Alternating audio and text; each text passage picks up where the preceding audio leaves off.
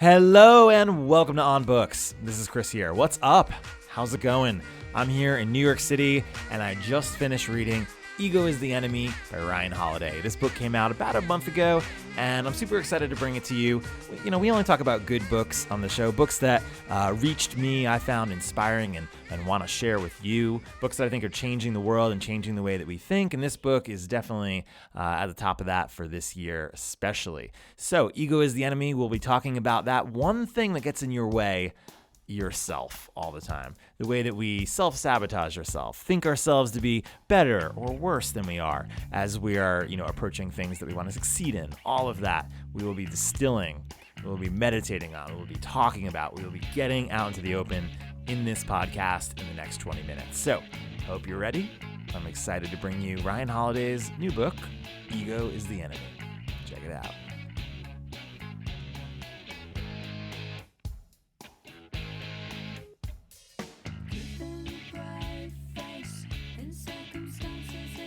Ego is the Enemy will help you tame your ego and get more shit done. It'll help you be more creative. It'll help you get yourself out of the way. I love the word self-sabotaging because I do it to myself almost every day. And this book, I feel like by reading it, it's a meditation on stories from other people, famous people, presidents, CEOs, famous baseball players, all throughout history who have gone through these same pitfalls of self-sabotaging that I find myself in every day. And that is what I really loved about this book.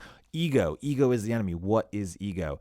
Ego, as defined in this book, is an unhealthy belief in our own importance. I'll say that again. The ego is an unhealthy belief in our own importance. And it's this belief that we are more important that really inhibits us from being successful. It makes us say things like, I'm here because I'm so smart. I'm rich because I made some money. I'm special because I was chosen. I'm going to win because I'm currently in the lead. It's when you think you're currently in the lead that you are really the most likely to be distracted, to be deluded, to fall back on your securities and your falsehood.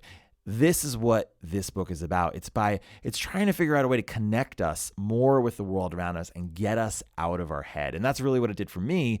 And that's why I'm excited to share this with you. The book itself is about 200 pages and it's divided into 3 parts. The first one is aspire. The second one is success and failure. Because we talked about ego and pride. When things are going well and we're successful, it's easy to say, things are going great. I'm the best. And that's, when ego gets us. But, oh baby, when we're failing, ego, failure, oh man, what does ego do? I never should have started. Oh man, have you ever had that?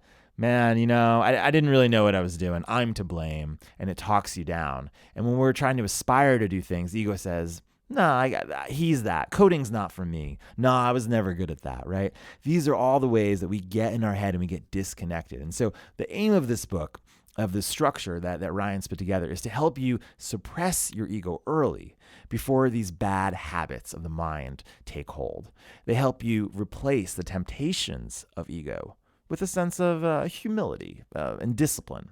So when you're experiencing success, you can cultivate strength and fortitude and not be wrecked by it, if that makes sense. So I would say the 3 goals of this book are, when we're talking about aspiring, success, and failure, is to humble us in our aspirations, be more gracious in our success, and more resilient in our failures. And that's a quote from the introduction, from which I'm about to read to you right now. So let me kick it off with a reading from the introduction of Ego is the Enemy.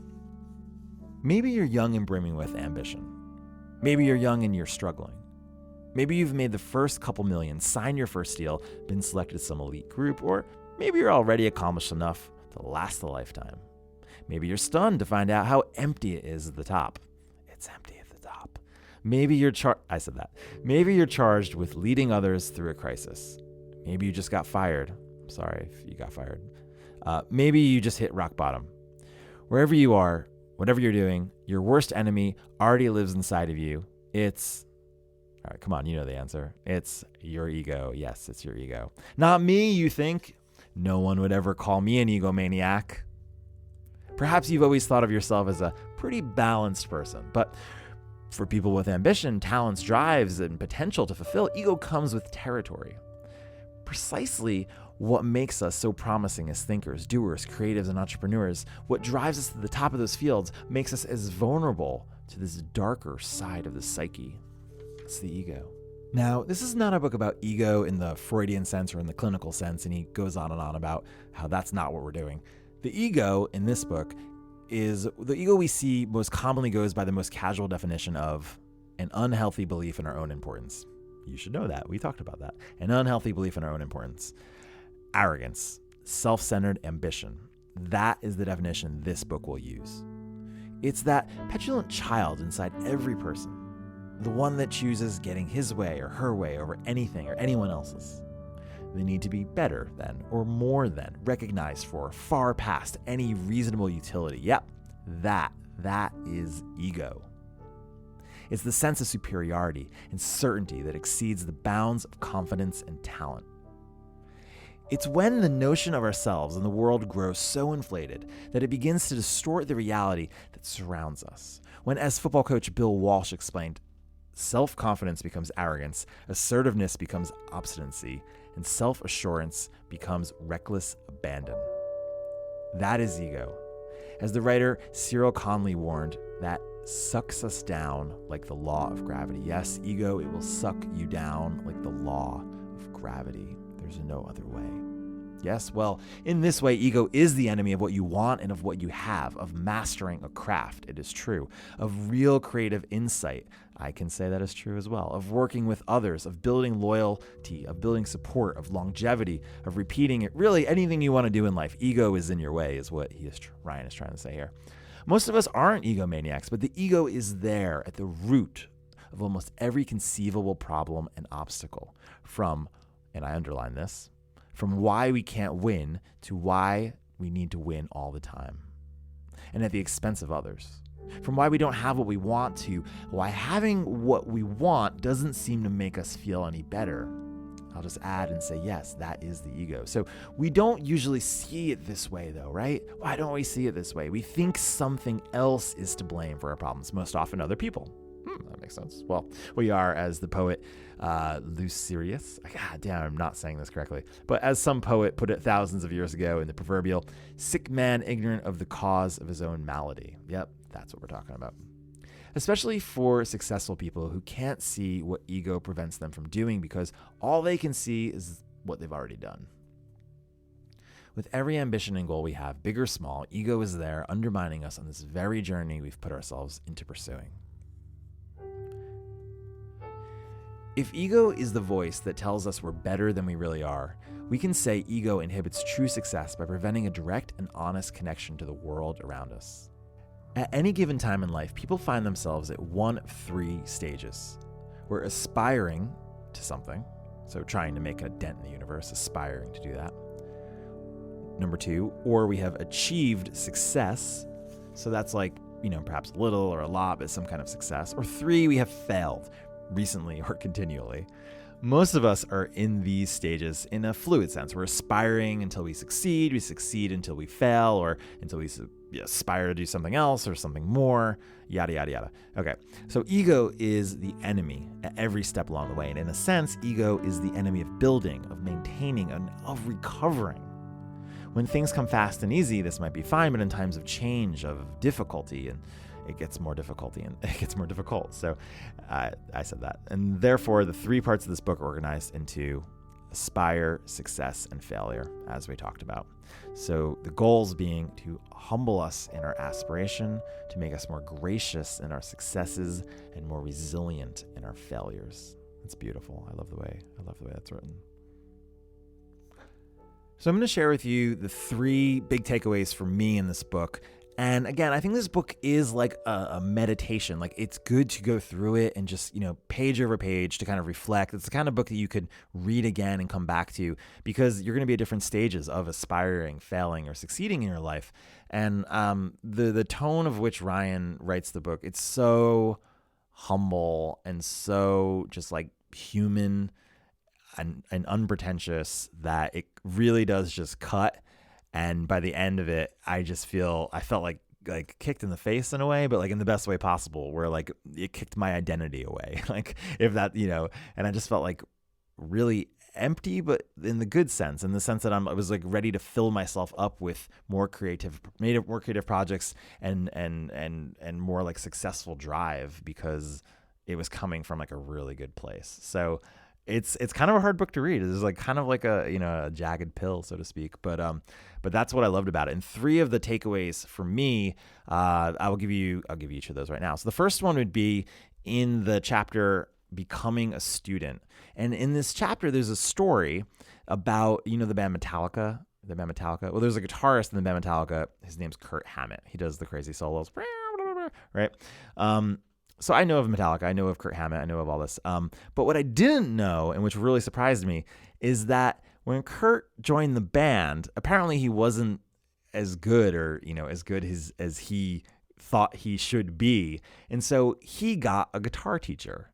And his guitar teacher was a guy named Joe Satriani. Now, I don't know if that name rings a bell, but Joe Satriani is an incredibly famous shredding guitar player from the 80s and 90s. He's super famous. And the thing that is so humbling about this to me is that you would think that if you just got into the band Metallica, because they were already formed a little bit before, you just got into this band and your career's kicking off and you're starting to sell records and millions of records, that you'd be like, yeah, no, I'm clearly good enough. I don't need to study with anybody. I'm not gonna study. I'm not gonna get a guitar teacher. That's for kids. And I can relate to that, because that's more that's more or less what I feel that I went through. And this, I feel like when I was in high school, I was the best guitar player in my high school, whatever that means. It doesn't really mean that much. But at the time, that was part of my identity. I was good at guitar. And when I joined a band and we started doing well, I stopped taking lessons. And looking back, man, reading this chapter of just I was like, wow, what an idiot I was, just to think that wasn't a priority to continue working on my craft. And that, looking back, is where I got stuck.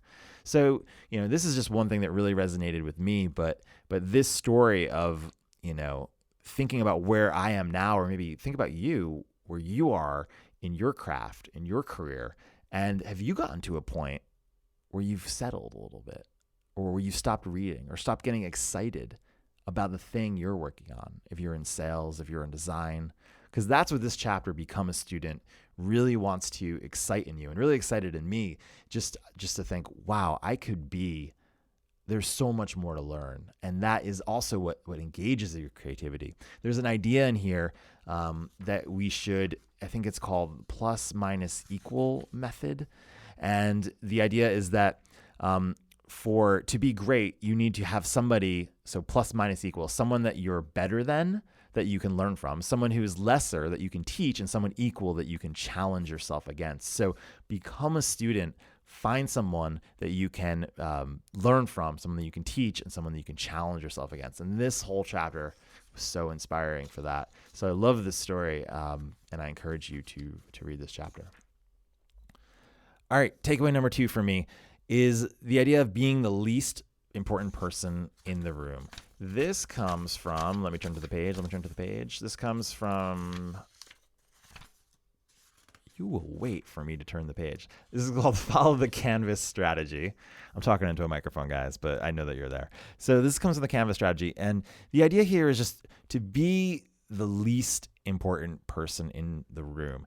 And I think especially when aspiring to do something great, this is something I've run into. You want to feel like, let's say you're getting into writing, or you're getting into making a film or something like that. You want to feel like, yeah, I could just be the director on day one, right? But doing greatness comes with a long history of really working your way through the ladder, of doing grunt work a lot of times. And if you have the ego to say, you know what, no, I don't want to start at the bottom, or I don't want to do that grunt work, well, then you're really, I don't know, and that just comes from personal experience. You're really going to be hard to work with. And I think the way that Ryan breaks down this what he calls the canvas strategy is a way to say, to make a concerted effort to let go of taking credit for everything, for example. So he says you can forget credit. Forget it so hard and be glad for others when they get it instead of you.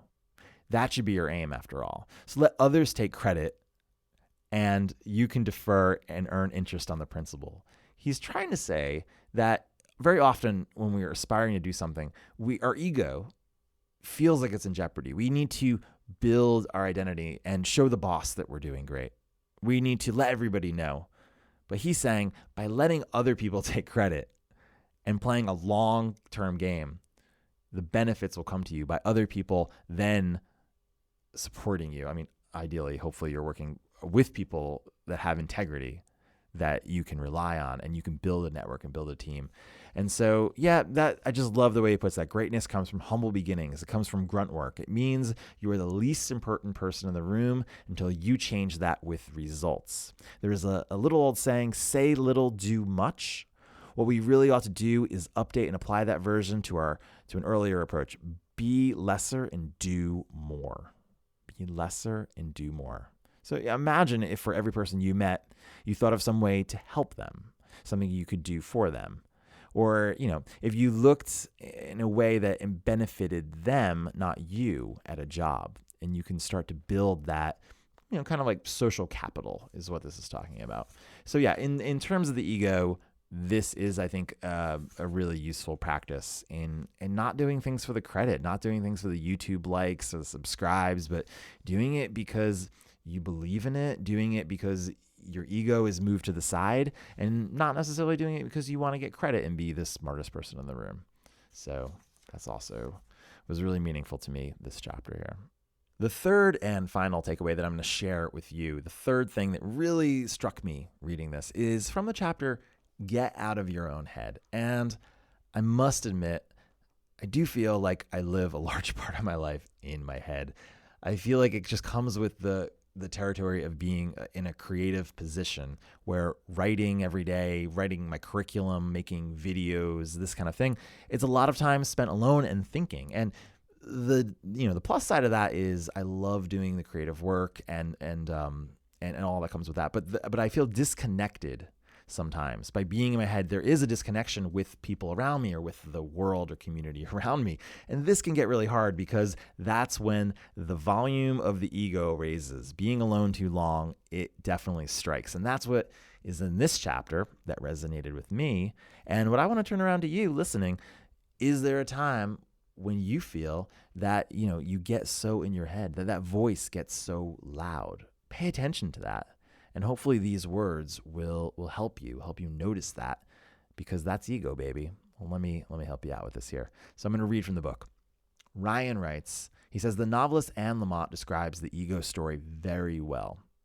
She writes, if you're not careful, she warns, station K-fect, which is actually K-fucked, will play in your head 24 hours a day, nonstop and in stereo. So what does that sound like? What does that radio station in your head sound like? So we have this kind of a example here. So this is what it sounds like. Out of the right speaker, in your inner ear, will come the endless stream of self-aggrandizement, the recitation of one's specialness, of how much more open and gifted and brilliant and knowing and misunderstood and humbling one is. Oh yeah, you're just misunderstood. They don't get you. You're great. Out of the left speaker, that will be the rap song of self-loathing. The list of all the things that, you don't do well, of all the mistakes that you've made today and over your entire lifetime. The doubt, the assertions that everything that you touch turns to shit. That, you don't do relationships well. This woman was a fraud. You're incapable of self-love. You have no talent. You have no insight. So here you go. This is what radio station K-fucked is all about. You're great. You're amazing in the right ear. You're the biggest piece of shit in the left ear, and you get to listen to it by yourself. That is what it feels like sometimes. As the psychologist David Elkind has famously researched, adolescence is marked by a phenomenon known as the imaginary audience.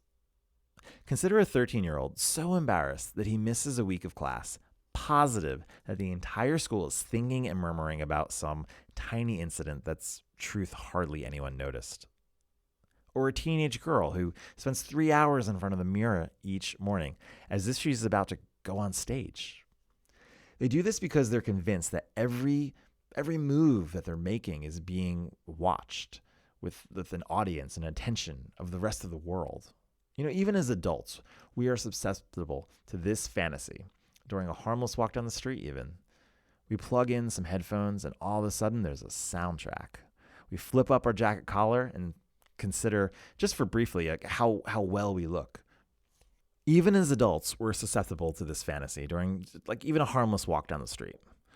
I'm sure you've been walking down the street, you have your headphones on, there's a soundtrack, and your favorite shirt, your favorite jeans, you flip it up because you're looking pretty cool. We do that. We replay our successful meetings in our head. We, the days that we look good, the things that are so good about us, the crowds that part as we pass. We are fearless warriors, and we are on the way to the top, and we want everyone to know. It's like the opening credits of a montage. It's the scene of a novel. It feels good. It feels so much better than those feelings of doubt and fear and normalness. And so we stay stuck. We stay stuck in our heads. And by staying stuck in our heads, we avoid participating in the world around us. That's ego, baby. That's what Ryan writes. That's ego, baby. It's nice.